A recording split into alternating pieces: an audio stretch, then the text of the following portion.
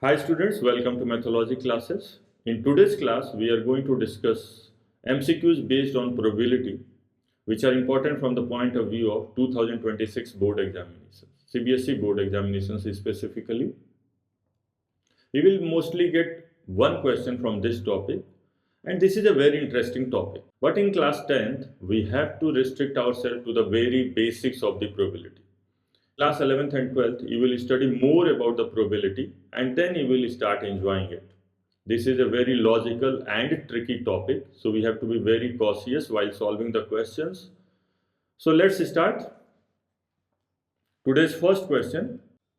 If the probability of a player winning a game is 0.79, then the probability of his losing the game is. Whenever a player plays, either he will win or he will lose. So we can say that probability of winning plus probability of losing should be equal to 1. These are the only two possibilities. So sum of both the probabilities should be equal to 1. Now probability of winning is given 0.79 plus probability of losing should be equal to 1. So we can say from here that probability of losing will be 1 minus 0.79. Now 0.79 is 1 less than 0.80 and 0.80 plus 0.2 is 1. So we can say 1 minus 0.79 will be how much? 0.21. Now if we check the options, A 1.79, 0.31, 21% and 2.1. So none of the options matches our answer. But we don't have to worry as our method is correct. So many times it happens that in the examination mood, if we get answer 0.21 and none of the options are matching, we get frustrated and we quickly move to the next question or we mark some options which is near to 0.21. So we don't have to do that. If we know the concept well and if we have solved it correctly, then we have to see that whether on modifying some of the options matches our answer or not. So 0.21, if I remove the decimal, I can write it as 21 over 100. And if I remove the 100 from the denominator, I know we can write it as 21%. So our option C will be our answer. So this was a simple question based on the concept of probability of an event plus probability of not that event should be equal to 1. So these are called exhaustive events, mutually exclusive and exhaustive events. We will study about this in the class 12th. So winning and losing are mutually exclusive and exhaustive events because whenever a player plays, either he will win or he will lose, removing the possibility of drawing the game. So its sum of both the probabilities should be equal to 1. So we employed that concept and we got the answer as 21%. Moving to the question number 2. A box contains cards from 6 to 55. A card is drawn at random from the box. The probability that the drawn card has a number which is a perfect square. So the options are 7 by 50, 7 by 55, 1 by 10 and 5 by 49. So what we want, the probability that the drawn card has a number which is a perfect square. So in drawing, we want a number which is a perfect square. So what is the probability? Definition is probability is equal to favorable over total. Favorable over total. So we want a perfect square. So the favorable will be number of perfect squares between 6 to 55. So as we see, the square of 3 is 9. So all the squares from 3 to the square of 7 is 49 and the square of 8 is 64. So 64 is greater than 55, so we will restrict till 7. So all the squares of numbers from 3 to 7 lies between 6 to 55. So how many numbers are there from 3 to 7? So if I subtract 7 from 3, we will be getting 4. But in that case, either we will be leaving 3 or 7. But we have to count both of them. So we have to add 1 in this 4. So there are 5 perfect squares from 6 to 55. So favorable is 5, and total cards are from 6 to 55. So we have to include 6 also and 55 also. So in the same way, whenever we have to include both the endpoints, so we will subtract that 55 minus 6 and we will add 1. So 55 minus 6 is 49, 49 plus 1 is 50.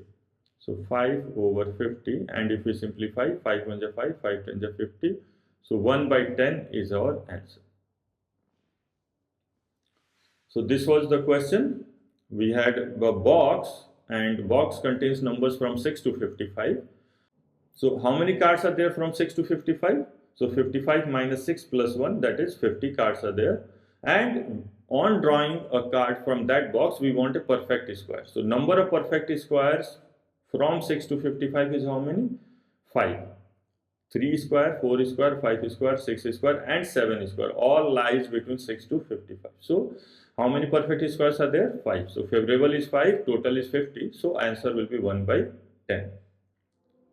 Moving to the next question, question number 3. If a digit is chosen at random from the digits 1, 2, 3, 4, 5, 6, 7, 8, 9, then the probability that this digit is an odd prime number. So we have to choose a digit from 1 to 9 and we want an odd prime number. So from the definition of the prime number, you would be aware that all prime numbers are odd except 2. So in our favorable, we will be taking all the prime numbers except 2 and less than is equal to 9. So we have 3, 5, 7. These are the prime numbers which are odd, leaving 2.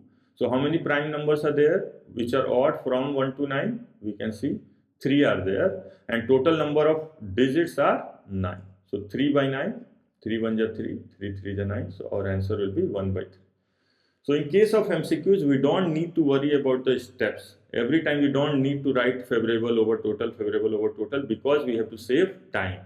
So we will keep those definitions in our mind and just do the necessary calculations to save our time.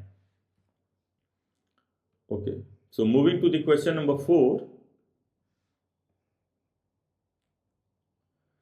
Two dice are thrown together, the probability that they show different numbers. So we are throwing 2 dices and we want different numbers. So how many outcomes are there? Now we have to think it in a slightly different way.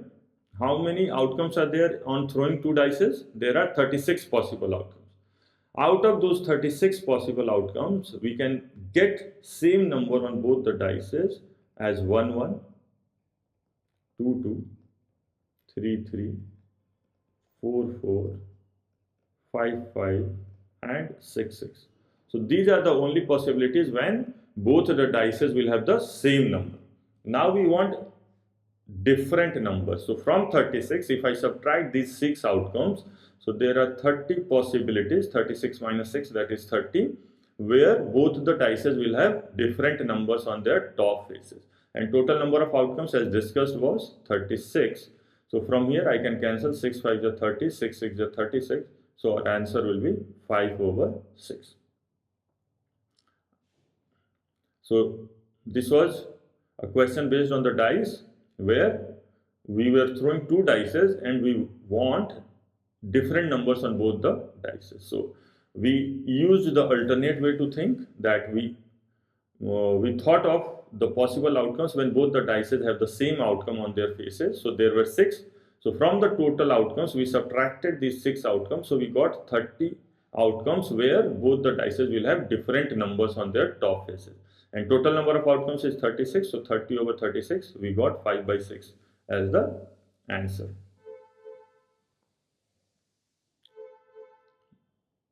Moving to the question number 5. The probability of guessing the correct answer to a certain test question is x by 6. If the probability of not guessing the correct answer to this question is 2 by 3, then the value of x is. So if we think, then whenever there is a MCQ and we are guessing the answer of that question, so either that can be correct or that can be wrong. So these are mutually exclusive and exhaustive events.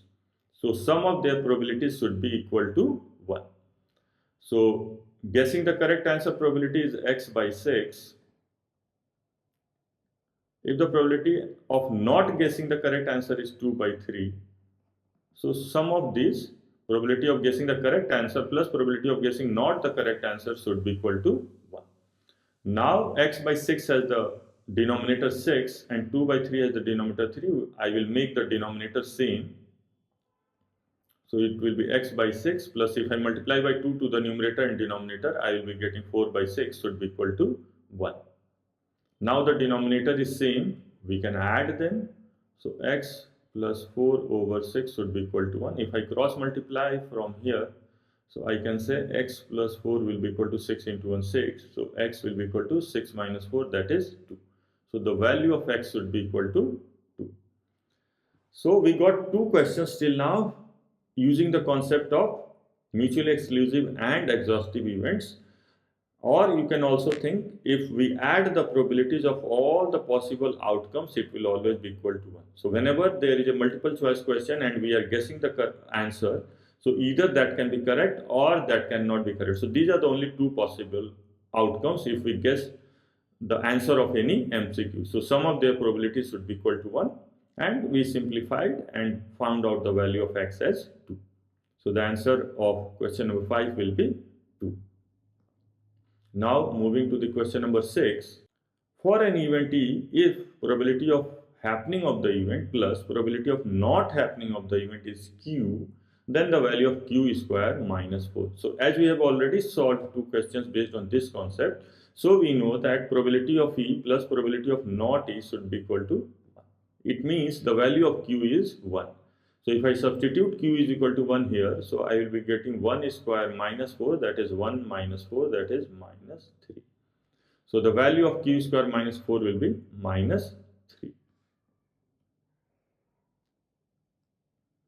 Now moving to the question number 7. Two dice are tossed simultaneously. The probability of getting odd numbers on both the dice. So in the previous question, in question number 1 of the question, we discussed that what is the probability of getting different numbers on both the dice. Now in this question they want odd numbers on both the dice. They can be same also, they can be not same also. So if we see, the possible outcomes on a dice are from 1 to 6. Now from 1 to 6 we have 1, 3 and 5. So these are the three odd numbers which can come on throw of a dice. 1, 3 and 5. Now these 1, 3 and 5 are on the first dice also, and 1, 3, 5 are on the second dice also. So if you try to make a combination of these, like whenever we throw two dice, so outcomes will be like 1, 1, 1, 3 and 1, 5, like this. So there will always be a pair of numbers which will be coming on first and second dice. The first outcome is on the first dice, second outcome is on the second dice. So if with every odd outcome on the first dice, there are three possibilities on the second dice. So there are three possible outcomes on the first dice. So total number of outcomes where both the outcomes on both the dices will be odd is 3 times 3, that is 9. So there are 9 possible outcomes where both the dices will have odd numbers on their top faces. So this is the favorable outcome, and whenever we throw two dices, the total number of possible outcomes is 36. So 9 over 36 will be our answer. So option D. So this was the question, that two dice are tossed simultaneously, the probability of getting odd numbers on both the dice. So we saw that whenever we throw a dice, there are only three possible odd outcomes, 1, 3 and 5. So 3 will be on the first and 3 possibilities on the second. So if we try to make a combination of 3 on the first and 3 on the second, so there will be 9 combinations possible. Means if 1 comes on the first dice, so 3 possible outcomes can be there, including the outcome on the second dice, that is 1, 1, 1, 3 and 1, 5. Similarly, if 3 comes on the first dice, then again there are 3 possible outcomes including the outcome on the second dice, that is 3, 1, 3, 3 and 3, 5. So remember, in this case the outcomes can be same, but they have to be odd. So I hope this would be clear. Now moving to the question number 8. One ticket is drawn at random from a bag containing tickets numbered from 1 to 40. The probability that the selected ticket has a number which is a multiple of 7. So we have a bag, and in that bag there are numbers from 1 to 40. We have to pick a number and we have to find out what is the probability that it will be a multiple of 7. So our favorable will be number of multiples of 7 from 1 to 40. So if we know the table of 7, so we know that we can go till from 1 to 5. 7 5 is 35 and 7 6 is 42 will be greater than 40. So we don't have to count that. So there are 5 multiples of 7 that lies between 1 to 40. So our favorable will be 5, and total number of numbers in the bag is 40. So 5 1 is 5, 5 8 is 40. So our answer will be 1 over 8. So this was a simple question based on the concept of probability, that is favorable over total, and there were 40 numbers in a bag and we had to pick a number such that it should be a multiple of 7. So we found out our favorable, that is the number of multiples of 7 which lies between 1 to 40, that is 5 multiples of 7 over the total number of numbers, that is 40. So 5 over 40 is 1 over 8. Moving to the next question, question number 9. A card is selected at random from a deck of 52 play cards. The probability of it being a red face card is.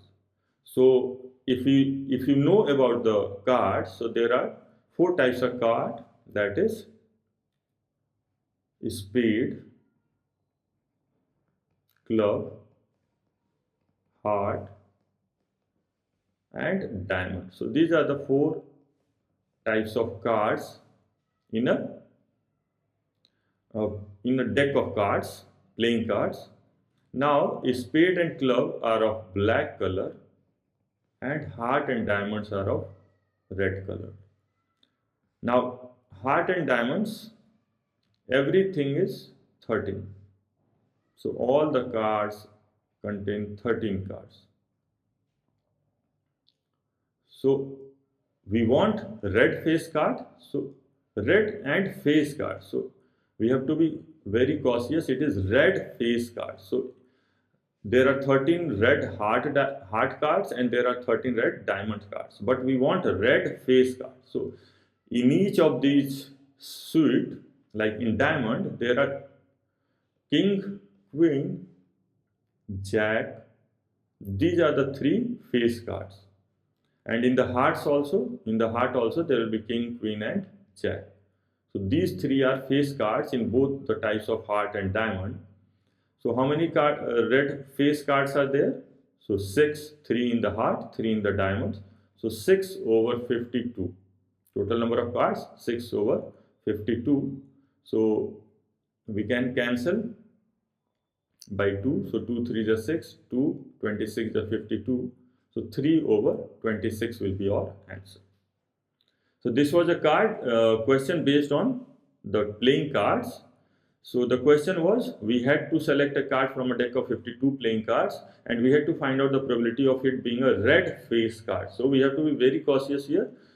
In many times you can make a mistake that it should be a red card and that will be 26 by 52 and answer will be 1 by 2, and that option is also there. So it should be a red face card. So face, in every spade, club and heart and diamond we have 3 face cards, king, queen and jack. But we want only red face card, so we will take off the heart and diamond only. So they will be 6. 6 over 52, that is 3 over 26 will be our answer. Coming to question number 10. In a cricket match, a batsman hits the boundary 7 times out of the 42 balls he played. The probability of his not hitting the boundary. So we have to be very cautious because the information is given of the balls on which he hits the boundary, but the answer he is asking is the probability of not hitting the boundary. So he played 42 balls and he hits boundary only on the 7 balls. So 42 minus 7, so there are 35 balls on which he didn't hit boundary. So the probability of not hitting a boundary will be 35 over 42. So 7 5s are 35, 7 6 are 42. So answer will be 5 by 6. Answer will be 5 by 6. So we can see option C will be our answer. 5 by 6 is the probability of not hitting the boundary. So this was a simple question in which an information was given that a player is playing a cricket and he hits boundary on 7 balls out of 42 balls he played. So the probability of not hitting the boundary. So he played 42 balls and hit boundary on the 7 balls. So there are 42 minus 7, 35 balls on which he didn't hit a boundary. So 35 over 42 will be the probability of not hitting the boundary. We cancelled 35 and 42 by 7. So 7 5 are 35, 7 6 are 42. We got the answer 5 by 6. Now moving to the next question.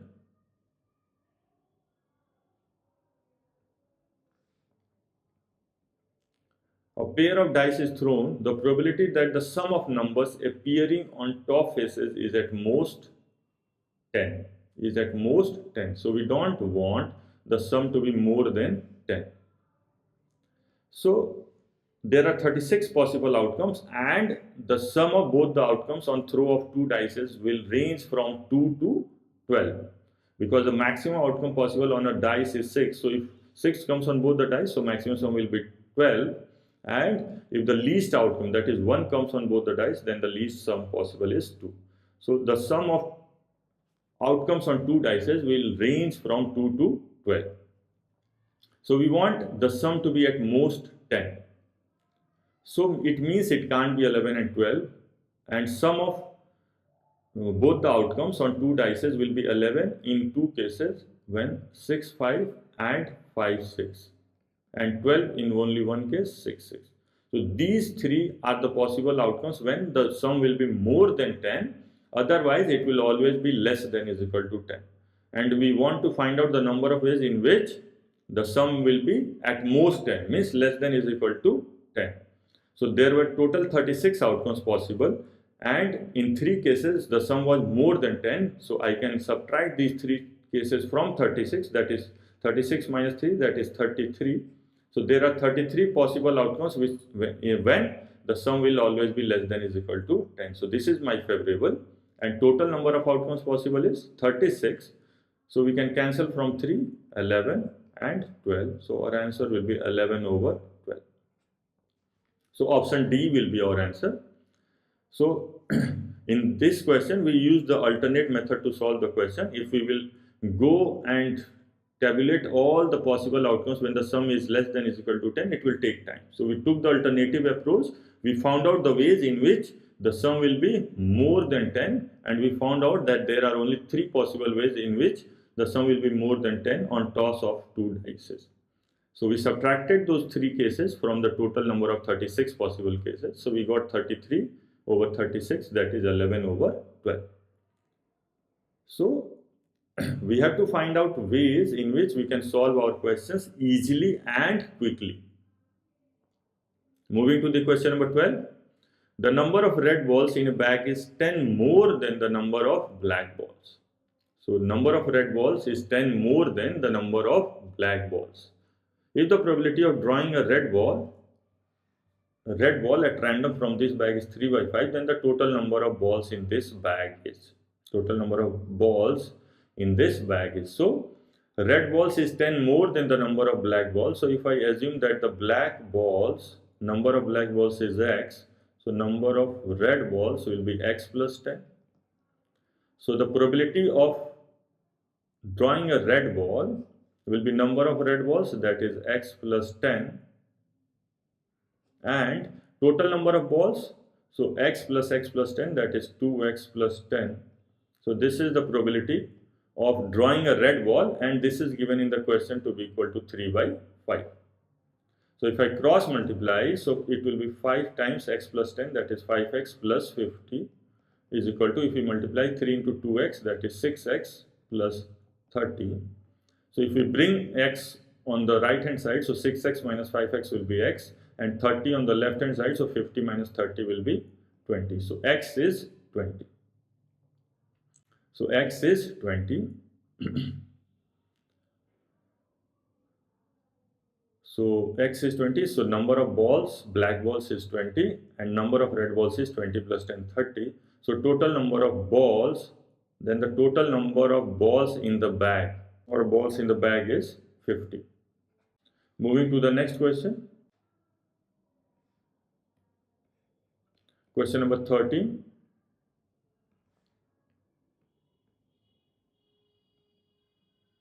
Question number 13.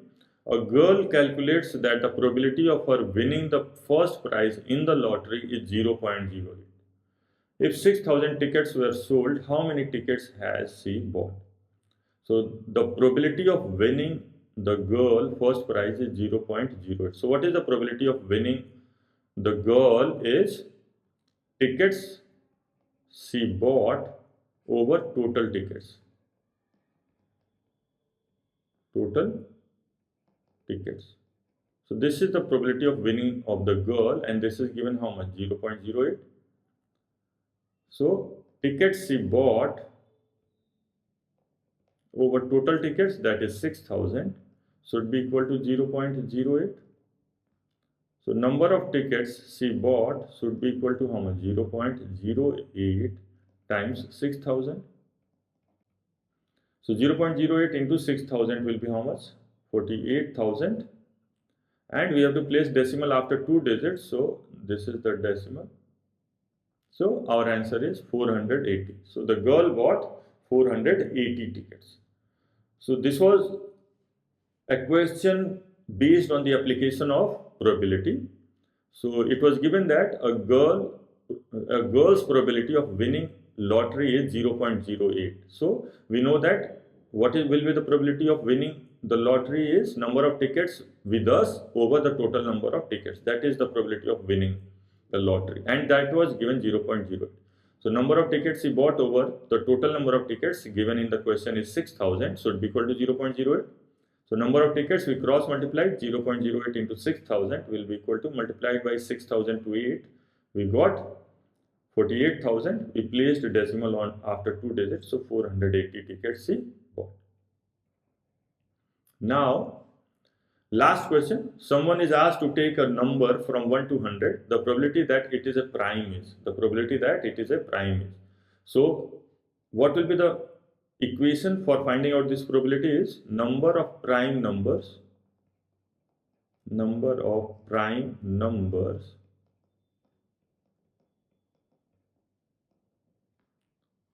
from 1 to 100 over total numbers. So this is the value which we are going to find out. So we need to know how many prime numbers are there from 1 to 100. So if we remember, so the first and least prime number is 2, then 3, 5, 7, 11, 13, 17, 19, 23, 29, 31, then 37, 41, 43, 47, 53, 59, 61, 67, 71, 73, 79, 83, 89 and 97. So how many are there? 1, 2, 3, 4, 5, 6, 7, 8, 9, 10, 11, 12, 13, 14, 15, 16, 17, 18, 19, 20, 21, 22, 23, 24 and 25. So there are 25 prime numbers from 1 to 100. So our numerator will become 25 over total number of numbers from 1 to 100 is 100. So 25 over 100, 25 1 is 25 over 4. So 1 over 4 is the probability. So we need to remember how many prime numbers are there from 1 to 100. So as we solved this question, we saw that there are 25 prime numbers from 1 to 100. Also, you can remember how many prime numbers are there from 1 to 50. This question can be also made like, find, someone is asked to take a number from 1 to 50, the probability that it is a prime. So from 1 to 50, if we see, there are 15 prime numbers from 1 to 50 and 25 from 1 to 100. So these were 14 questions based on probability. In the next class, we will be discussing questions based on area of circles. So till then, practice questions.